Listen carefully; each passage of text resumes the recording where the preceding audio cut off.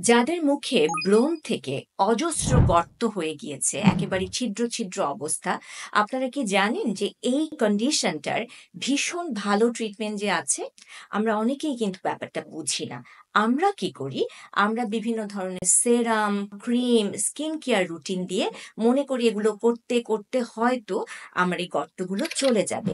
কিন্তু এই যে স্ক্রিনে এখন আমরা অনেক ধরনের একনি স্কার দেখছি, আইস প্রিক স্কার বা বক্স স্কার বা রোলিং স্কার, অর্থাৎ একনি থেকে অজস্র ধরনের বা টাইপের আসলে গর্ত হতে পারে। এই প্রত্যেকটার বা এটার কোনোটারই চিকিৎসার ভেতরে সেরাম বা ক্রিমের অবদান নাই। এই ক্ষেত্রে স্পেসিফিকভাবে আমাদের নন ইনভেসিভ বেশ কিছু প্রসিডিওর আছে, সেগুলো হেল্প করে। এবং একজন আক্রান্ত ব্যক্তির মুখে কোন ধরনের স্কার আছে তার উপর ভিত্তি করেই আসলে চিকিৎসা পদ্ধতিটি বেছে নেওয়া হয়।